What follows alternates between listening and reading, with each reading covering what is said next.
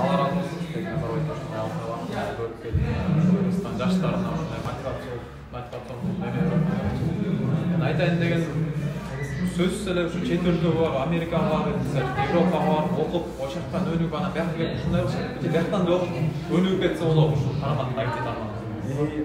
Мен бирден бир бияка келип ушундай элерге IT жөнүндө айтып аткан себебим бири бул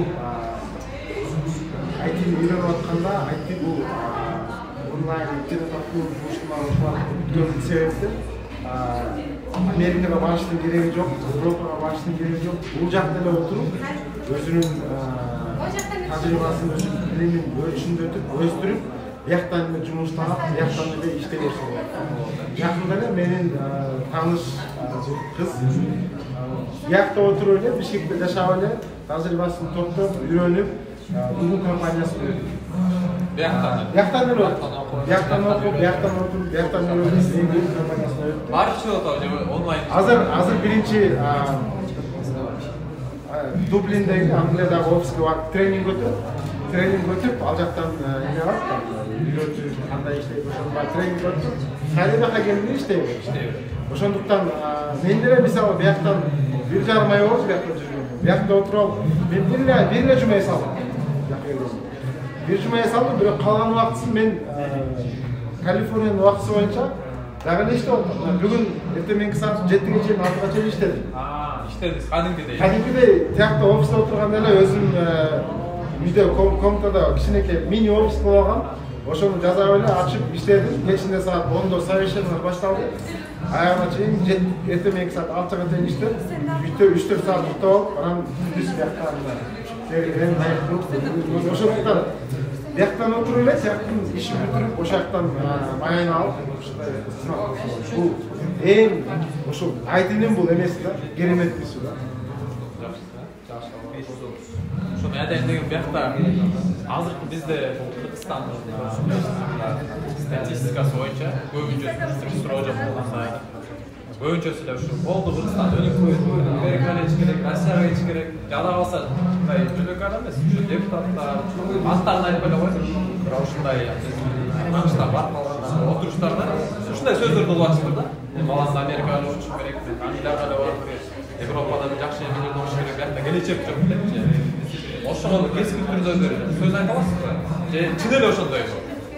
Биз депутат эмеспиз да. Же депутаттар ушундай же чиновниктердикиндей жок балдар ошол жака жиберип окуткан мисалы. Карапайым мен айта албайм. Ошондуктан мен айтат элем, мисалы Россияга барып көчө шыпырып, же болбосо кыйналып, бир квартирага 10 киши, 20 киши тыгылып, кыйналып жашагандан көрө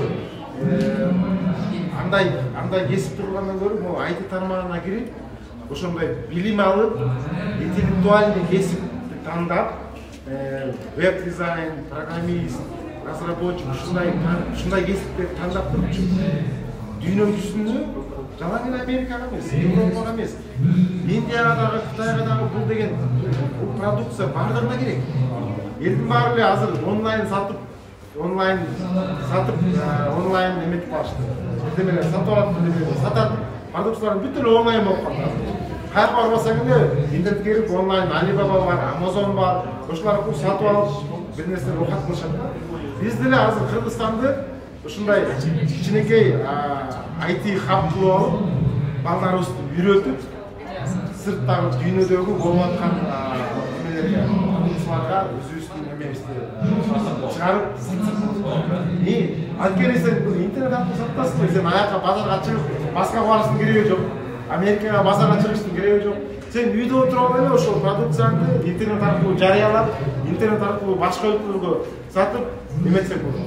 Сата берсең, ишин кыла берсең болот. Бир эле керектүү нерсе англис тилин үйрөнүп алыш керек. Бирок англис тили деген баары үйрөнүш керек жок. Мисалы, компанияңда 2-3 киши англиски жакшы билсе, өзүңүз стартабыңыз болсо, ошону жетиштүү. Башкалардын баары эме, бирок негизи өзүң билсең аябай керектүү да. Чоң мисалы Google'га, Apple'га ушундай компанияда иштегиң келсе, анда англис тили билиш керек. Англис тили оңой. Үйрөнүш англис тили оңой. азыр материалдар толтура Google bir 3-4 ay катуу иштеп койсо эле, катуу эметип койсо эле, окуп койсо эле үйрөнүп алыш. Айып суроо. Ушул кээбирки үй бүлөлөр чындыгында эле акча жетишпейт да, мисалы. Ушундай Onsonбет жана Жылдыз академия сыяктуу биз ушундай эмелерди окуган чындап 500 сом, 1000 сомдон арттыра албайт да. Анан биз ушул ментордор болуп эмеспи, ушулар менен да жанагындай сүйлөшкөн болсок элек. Сиздей болуп ушундай Америкага барып жанагындай кыйын жашоону өткөрүп, мен бекер эле Google'дан изденип атып, YouTube'дан изденип атып, бекер эле үйрөнүп, бекер эле окуп, эч кимдей бекер ойлоп. Эптеп жумушка кирип, кийин өздөштүрүп кеткен дейт да. Ошентсе болобу? Канча убакыт отурат, же наоборот ошентип бир максат койсо чын эле жана ушул Onsonбет сыяктуу ушундай жерлерде окугандай эле бир кете алабы? Же ага орун жокпу? Эме айты кесиби, кесипте толтура бериш ичинде. 200-дөн ашык кесип, айты кесип тармагындачы.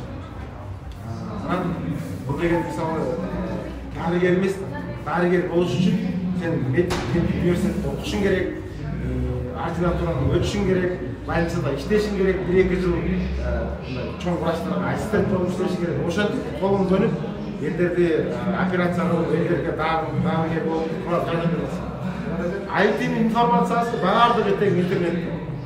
Эгерде адам Google'ду колдонгонду билсе, YouTube'ду колдонгонду билсе, жакшы өзгөчө англис тилинде колдонгонду билсе, сен мындай курстарды окуштун деле кереги жок. Барыштын деле кереги жок. Өзүң эле казып, өзүң эле билип, эметип алсаң, көрүп алсаң. Мен айтып атпаймынбы, мен барганда мен 3 ай бардым, 3 ай окудум. Алган билимдин баарын мен Udemy деген сайт бар, Coursera деген сайт бар, дагы толтура деген ушундай интернет аркылуу берилген билимдер бар да, курстар бар. Анын баары тең закачивать этилип, даярданып, просто алып курстан курска эметип, бүт баары эметилген проекттер бөлүнгөн да. Башында Адан башталып, аягына Яга чейин кантип өтүш керек. Уже готовый интернетте продукция толтура. Сүйсөң өзүң эле окусаң болот. Бирок өзүм окуй албайм, өзүм мындай кээ бирде түшүнбөй калсам, такалып калам. Ошон үчүн мага команда керек, балдар менен сүйлөшүшүм керек, менторлор керек десең, анда ушундай жерлерге барып, Жылдыз академияга, Onsonбетке барып, ушундай Codify деген, толтура деген лабтар бар, окуучу жайлар бар. Ага барып окусаң болот.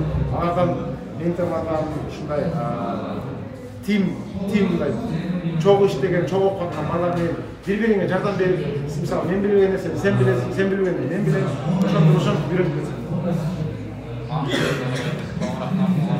Рахмат.